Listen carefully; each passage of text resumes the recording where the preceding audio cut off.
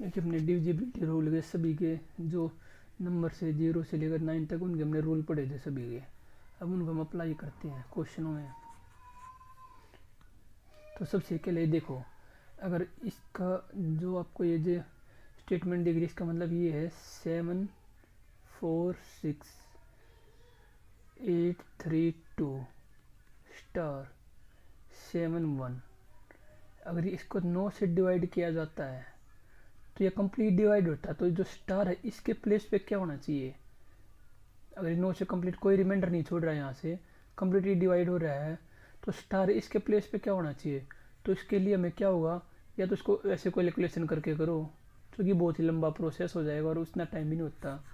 तो मैं इसको डायरेक्ट हमें रूल का पता होना चाहिए। इसका रूल का 9 का रूल क्या कहता है? 9 का रूल ये कहता है कि जो इन सभी का सम है वो 9 से डिवाइड होना चाहिए। अगर इन सभी का सम 9 से डिवाइड होता है तो ये संख्या भी 9 से डिवाइड होगी। तो आप इनको लिख के देखो एक बार, 7 4 6 8 3 2 स्टार 7 1। और इसमें आपको मैंने क्या बताया था, जल्दी करने के लिए आप यहीं से 9 जो भी 9 बनता हो 9 को काट दो। जैसे कि आप लेके देख रहे हो 6 और 3 9 बन गया, तो इसको काट दो। और क्या 9 बन रहा है इनमें से?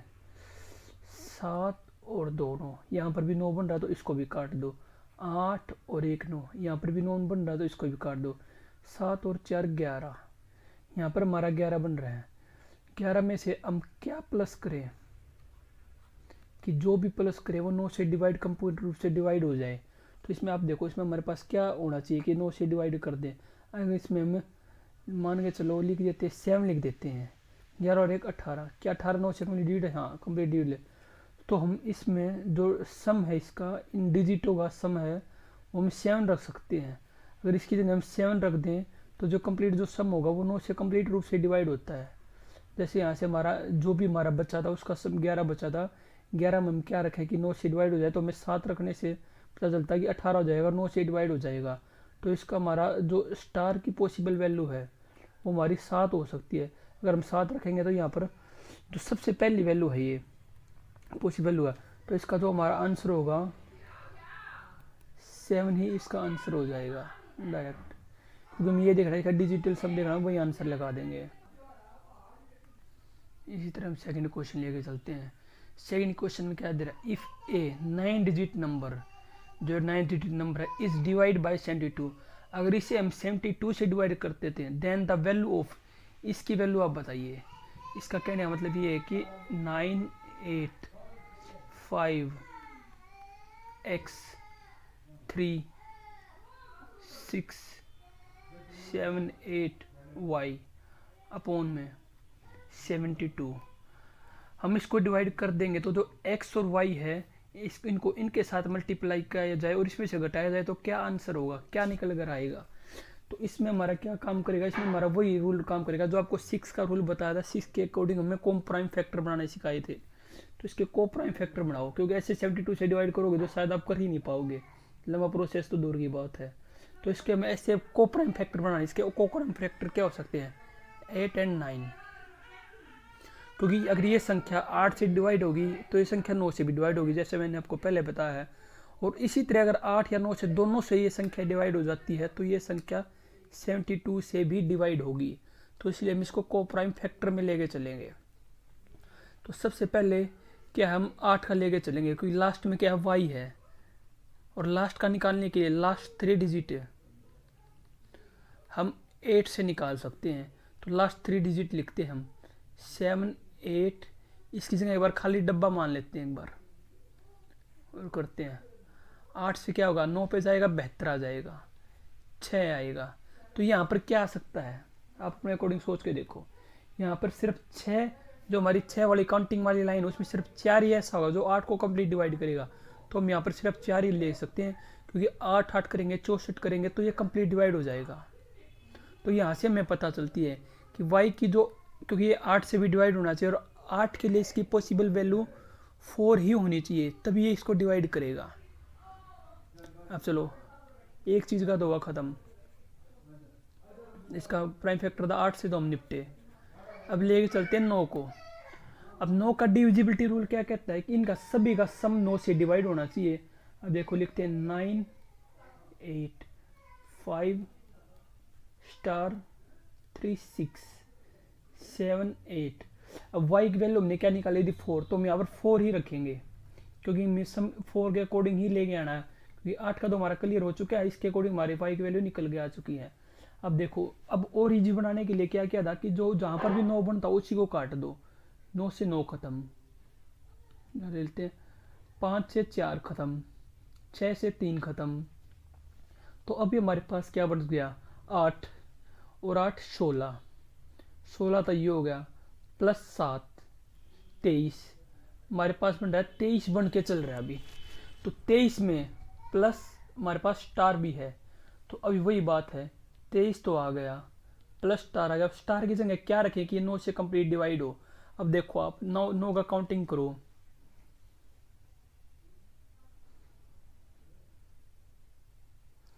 अगर हम यहाँ पर 27 कर दें हैं तो 9 3 27, तो 27 करने के लिए इसमें क्या जोड़ना पड़ेगा, हमें 4 जोड़ना पड़ेगा, साफ पता चल रहा है।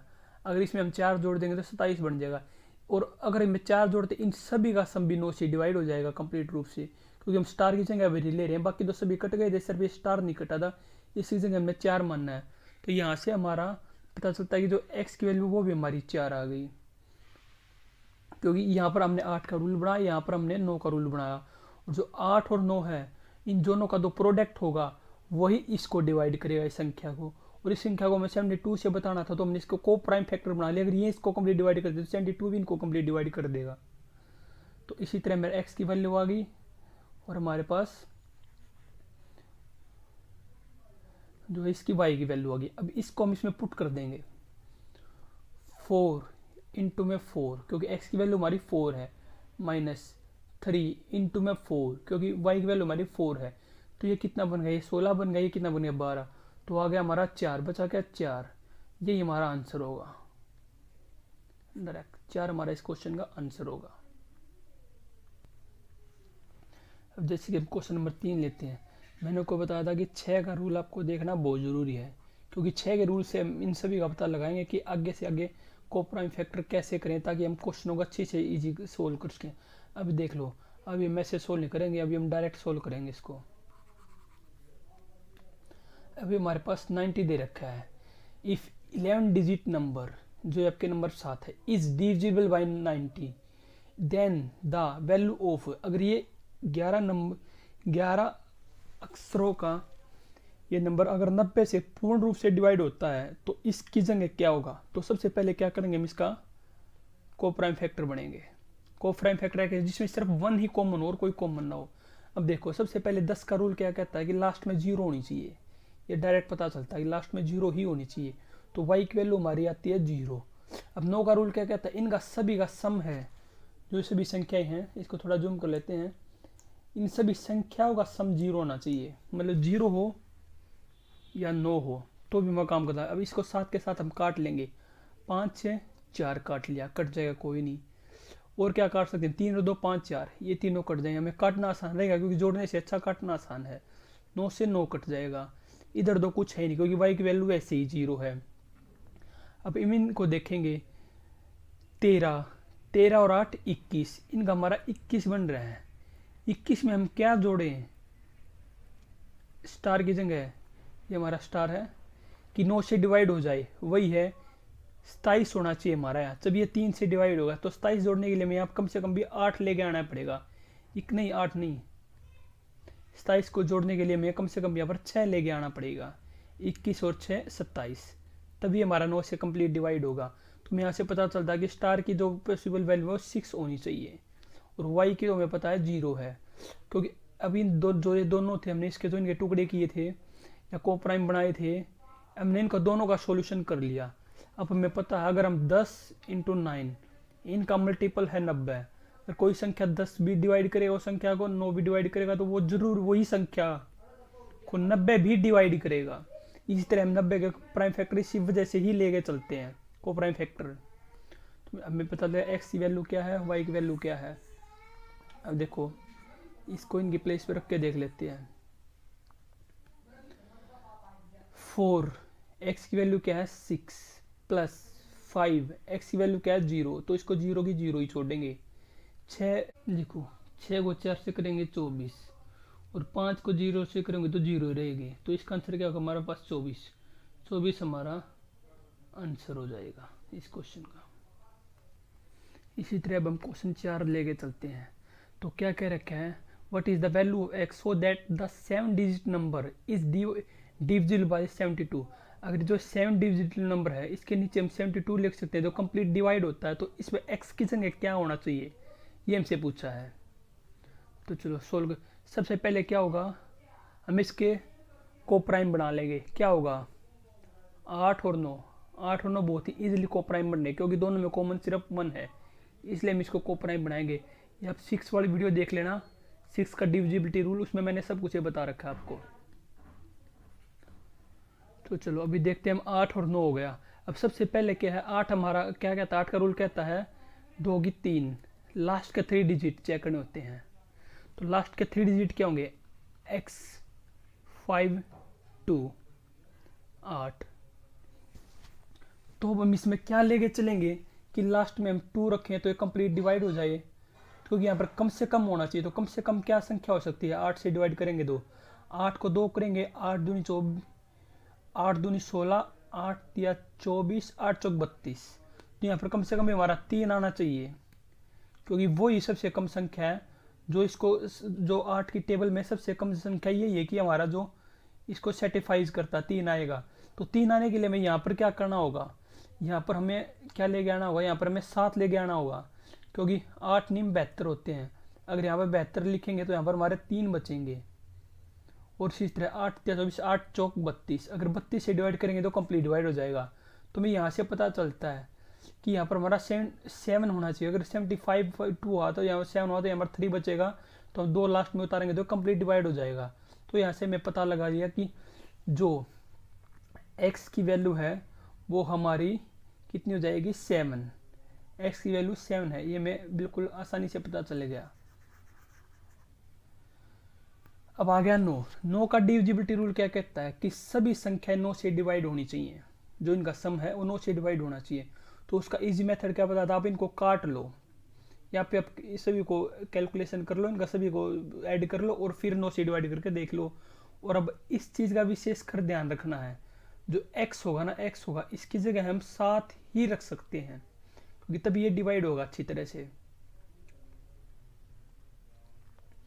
और इसमें चलो पूछा है कि फाइंड वैल्यू ऑफ x, हाँ x में 7 हमने 8 की तरफ से बताया है। अब 9 की तरफ से भी हमें चेक करना होगा। अगर 9 की तरफ से सेटिफाइज करता तो आंसर यही होगा, क्योंकि हमें 8 की तरफ से तो देख लिया, अब 9 की तरफ से भी तो चेक करके देखना पड़ेगा ना। ऐसा होगा कि संख्या ऐसे हुई 7 8 की तरफ से हो रही है, अगर 9 की तरफ से नहीं हो रही तो हमें दोबारा फिर से चेक करना पड़ेगा। पर अब हम करके देखते हैं। 5 6 यहाँ पर हम 7 लिख के चलेंगे, 7 5 2। अब देखो इसको ऐड करके देखते हैं हम, 5 5 10 5 15, 15 तो हमारा ये हो गया, 6 6 12, 6 6 12 और 6 18 और 3 21, 5 और 1 6, 2 और 1 3, 9 चौक 36।